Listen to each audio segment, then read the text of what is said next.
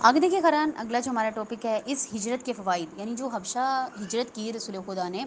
مسلمانوں کے ساتھ، جو تھوڑے سے لوگ مسلمان ہوئے ان کے ساتھ، اس کا کیا فائدہ ہوا؟ تو کہنے کہ اس ہجرت کے فوائد یہ تھے کہ ترک وطن کر کے حبشہ کی جانب روانہ ہونے سے اس ملک میں کافی عرصے تک قیام کرنے کے باعث مسلمانوں کو بہت سے فائدے ہوئے، اور وہاں انہیں بہت سی برکات حاصل ہوئیں، جن میں سے چند کا ذکر یہاں پہ کریں گے کہ پہلا یہ کہ جو مسلمان ترک وطن کر کے حبشہ چلے گئے تھے، انہیں قریش کے مظالم سے نجات مل گئی، کیونکہ وہ بہت زیادہ ظلم کر رہے تھے وہ لوگ، اس لیے ان کو ان مظالم سے، ان ظلم سے جو ہے نجات مل گئی، اور وہ مشرکین مکہ کی شکنج اظہار رسانیوں سے محفوظ رہ گئے۔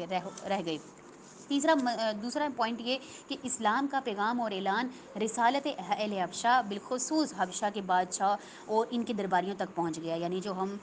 رسول خدا پیغام پہنچا رہے تھے مسلمان ہونے کا اور اللہ کو ماننے کا، یہ جو پیغام تھا ان تک پہنچا اور وہ بھی مسلمان ہو گئے، یعنی فائدہ ہوا نا حبشہ ہجرت کرنے کا۔ تیسرا کہہ رہے ہیں کہ قریش کی رسوائی ہوئی اور ان کے وہ نمائندے جو نجاشی بادشاہ کے پاس گئے تھے وہ ذلیل و خوار ہو گئے، کیونکہ میں نے ابھی پیچھے پڑھا نا کہ جب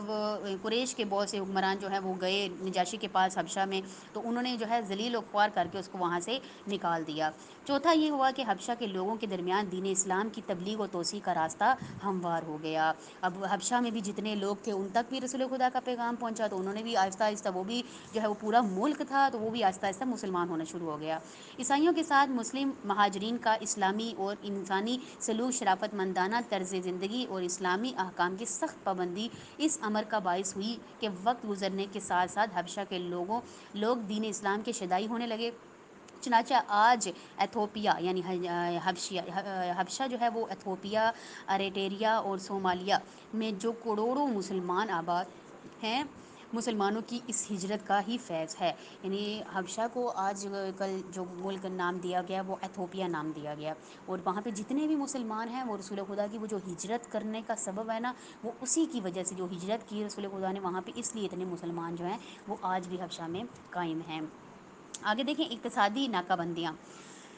کہہ رہے کہ مختلف قبائل میں اور حجاز کے اندر اور باہر اسلام کی مقبولیت نیز ملک حبشہ میں مہاجرین کا کامیاب پناہ گزین نے قریش کے سرداروں کو اس بات پر مجبور کر دیا کہ وہ اسلامی تحریک کو روکنے کے لیے کوئی بنیادی اقدام کریں۔ چنانچہ انہوں نے فیصلہ کیا کہ ایسے معاہدے پر دستخط کرایا جائے کہ جس کی وجہ سے بنی ہاشم اور بنی مطلب کے ساتھ مکمل طور پر جو ہے نا تعلقات ختم کر دیے جائیں، کوئی رشتہ داری نہ کی جائے، ان کے ساتھ کوئی کاروبار نہ کیا جائے، اور کوئی بھی شخص ان کے ساتھ کسی طرح کا سروکار نہ رکھے۔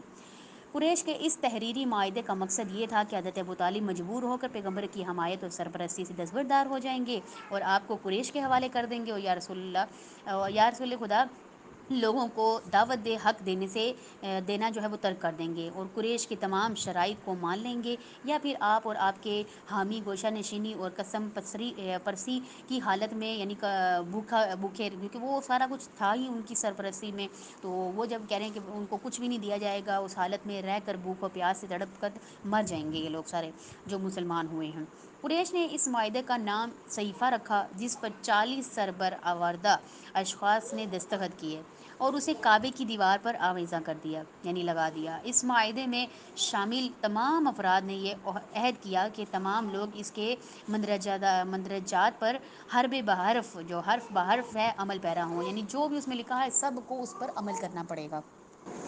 حضرت ابوطالب کو جب معاہدہ صحیفہ کا علم ہوا تو انہوں نے رسول خدا کی شان رسالت کی تائید میں چند اشعار کہے، جن میں انہوں نے تاکید کی کہ حضرت پیغمبر صلی اللہ علیہ وسلم کی حمایت کا از سر نو اعلان کیا جائے، پھر شروع سے اعلان کیا جائے۔ اس کے ساتھ ہی انہوں نے بنی ہاشم اور بنی مطلب سے خواہش کی کہ مکہ کو خیر آباد کہہ دیں، اس درے میں جا بسیں جو شہر سے باہر واقع ہے، اور یہی در بعد میں شعب ابو طالب کے نام سے مشہور ہو گیا۔ ابو لہب کے علاوہ بنی ہاشم اور بنی مطلب کے سبھی افراد بعثت کے 7ویں سال یکم محرم کو رات کے وقت شعب ابی طالب میں داخل ہوئے، جہاں انہوں نے چھوٹے چھوٹے گھر اور سائبان بنائے، اور وہ حرمت کے مہینے رجب، ذوالقعدہ، ذی الحج اور محرم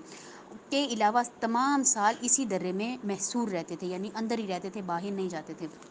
کیونکہ خطرہ تھا مسلمانوں کو، تو اس لیے وہ اسی درے میں جو ہے وہ جگہ جو تھی وہاں پر پناہ گزیر تھے۔